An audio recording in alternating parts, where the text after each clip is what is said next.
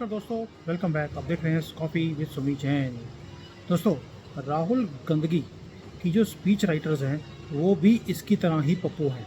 ये मैं प्रूव कर सकता हूँ इसकी 2-3 दिनों की स्पीचेस देखकर। वैसे तो पिछले 15 सालों से आप झेल रहे हैं, हम सब झेल रहे हैं, लेकिन फिर भी अभी इसकी जो पागलपन है, पप्पूपन है इसके स्पीच राइटर्स का, वो और भी बढ़ गया है। अभी मैं समझाता हूँ वो कैसे। अब देखिए, मैं एक सलाह देता हूँ वैसे तो, कि बोलने से पहले कुछ सोच लिया कर। वो काल नेमी राहुल गांधी, तुमने अभी नया एक स्पीच बोलनी शुरू कर दी।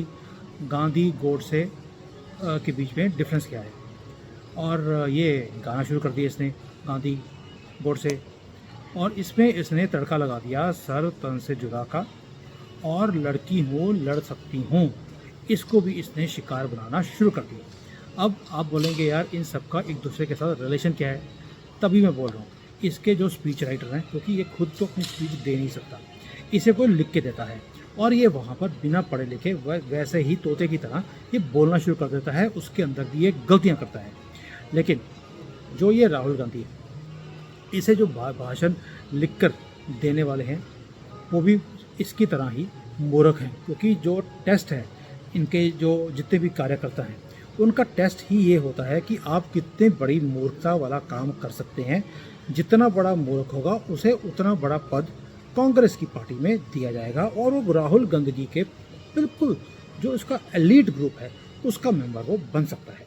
तो जो ये लोग हैं जो राहुल गांधी के आसपास होते हैं, एलीट ग्रुप वाले, वो ऐसी बातें उससे कहलवाते हैं जिसका कोई सिर पैर होता ही नहीं है। जैसे कि इनका भी, जैसे बोलते हैं कि गधे के सिर पे सींग, तो वैसा ही इनके स्क्रिप्ट राइटर्स का होता है। और इसलिए आपको कई बार राहुल गांधी की जो स्पीच होती है उसका आपको समझ नहीं आएगा कि शुरू कहाँ से हुई, और इसके ऊपर हंसना है, तालियां मारनी है, कि सिर को पकड़ के बैठ जाना है। अभी अभी इनके जो सलाहकार हैं उन्होंने इसे सलाह दी कि तुम कभी ट्रक वाले बन जाओ, कभी तुम खेत में किसानी करो, कभी कूली बन जाओ, कभी तुम मुरब्बे बनाओ, और कभी तुम पता नहीं क्या क्या करो। एक मुझे लगता है एक ही काम इनके टीम ने नहीं बताया, वो है कि तुम स्टेशन के ऊपर चाय बेचनी शुरू करो। क्योंकि हो सकता है कि इनके दिमाग में है कि मोदी जी चाय बेचते बेचते ट्रेन स्टेशन के ऊपर अगर राहुल गांधी भी ये काम करे तो वो भी शायद प्रधानमंत्री बन सकता है 64 की उम्र में जाकर, जो कि 2034 में ये 64 का होगा। और मोदी जी भी 64 की उम्र में जाकर प्रधानमंत्री बने थे चाय बेचने के बाद। तो इनकी जो स्क्रिप्ट राइटर्स हैं वो शायद इन्हें सलाह देंगे कि अब तुम्हारे पास एक ही काम रह गया है, वो है चाय बेचने का स्टेशन के ऊपर। तो वो ये अगला काम करने वाला है। इसने तो यहाँ तक कि गुरुद्वारे के अंदर जूते साफ करने का काम भी इसे कर दिया, इससे करवा दिया। और ये एक बात तो समझ आ गई है कि इस बंदे को राजनीति के बारे में कोई समझ नहीं है, और इसकी बस की बात नहीं है। और इससे कौन सा धंधा 2024 के बाद करवाया जाएगा उसकी शायद ट्रेनिंग इसे पहले ही टेस्ट कर रहे हैं कि किस में ये आराम से बड़े कंफर्टेबली ये कौन सा काम कर सकता है। मेरी अगर सलाह मानो तो ये गुरुद्वारे में जो जूते साफ करने वाला काम है इस बंदे को सूट करता है, ताकि वहाँ पे जूते साफ करे, और जो जूते देने आए वो पहले जूते इसको 2-3 मारे इसके सर के ऊपर, और उसके बाद बोलें कि बेटा साफ करके देना, मैं अंदर जाके माथा टेकने जा रहा हूँ। मेरे हिसाब से तो इसको ये सूट करता है। आपकी इसके बारे में क्या राय है कि जो सारे काम इसने किए उसमें से कौन सा काम राहुल गांधी के लिए बेस्ट रहेगा 2024 के बाद? ये आप लिखकर मुझे कमेंट्स में डाल दीजिए।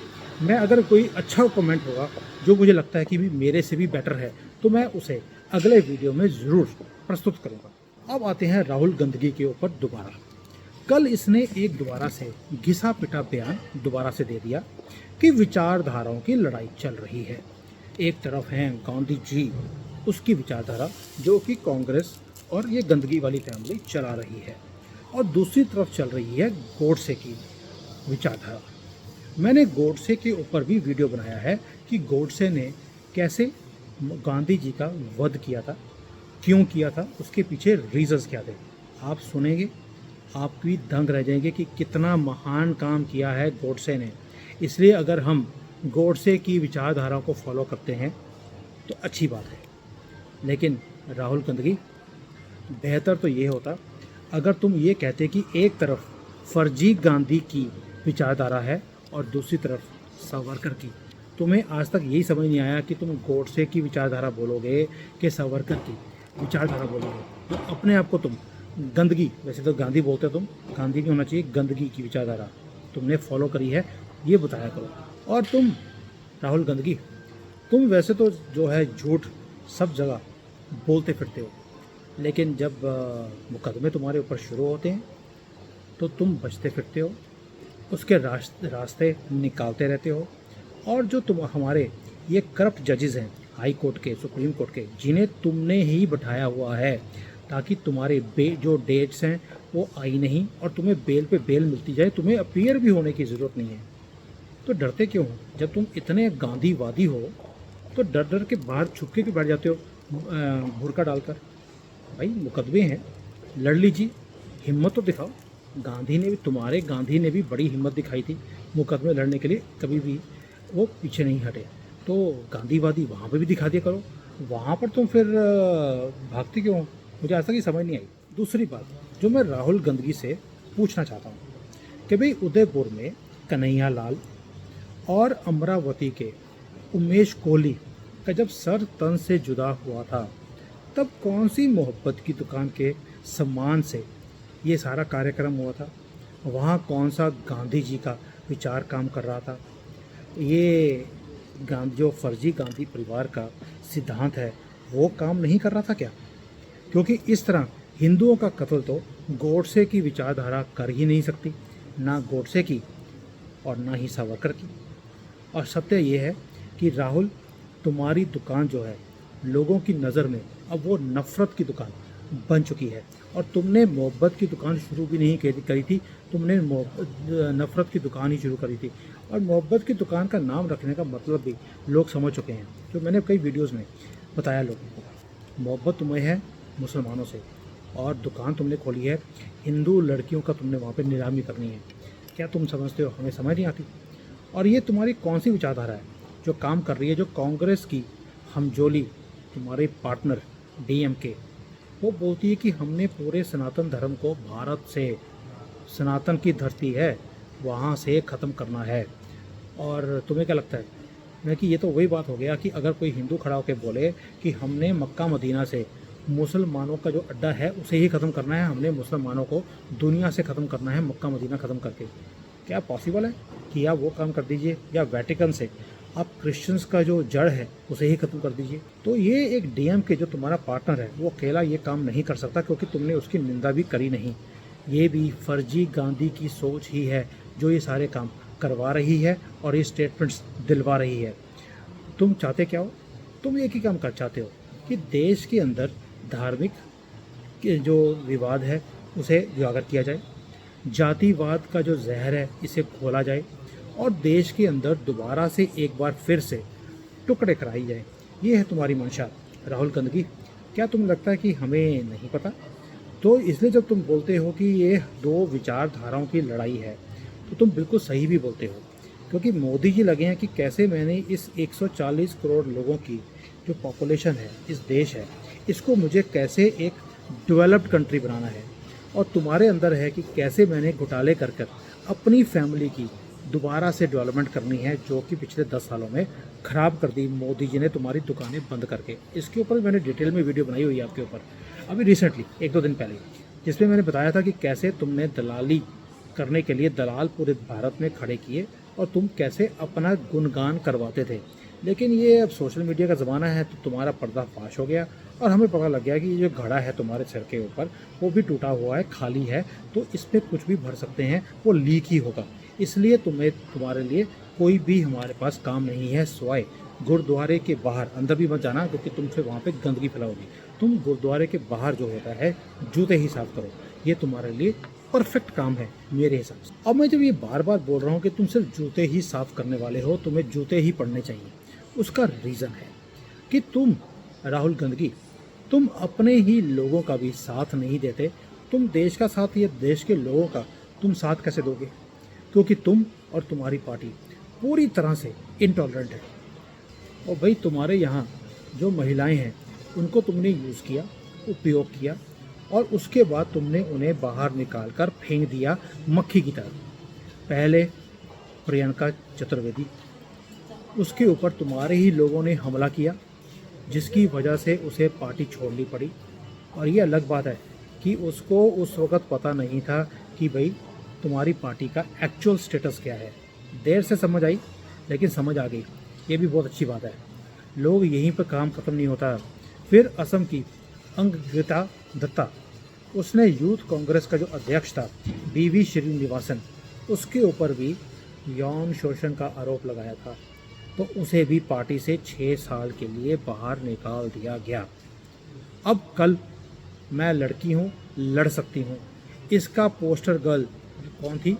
अर्चना गौतम, उसको भी आपने पार्टी से 6 साल के लिए निकाल दिया, क्योंकि उसके पिता ने प्रियंका वाड्रा के निजी सहायक संदीप कुमार के खिलाफ औपचारिक शिकायत दर्ज कराई थी और उसके ऊपर आरोप लगाया था कि उसने अर्चना को जान से मारने की धमकी दी है। और जाति वाली जो भाषा होती है, जाति सूचक की भाषा का भी प्रयोग किया गया इसके खिलाफ। और अर्चना गौतम जो है वो कांग्रेस मुख्यालय खड़के और प्रियंका के पास जो नारी शक्ति बिल है उसके पास होने के बाद उसकी बधाई देने के लिए गई थी, उसे अंदर घुसने नहीं दिया गया और कार्यालय के बाहर जमकर उस लेडी की पिटाई की गई।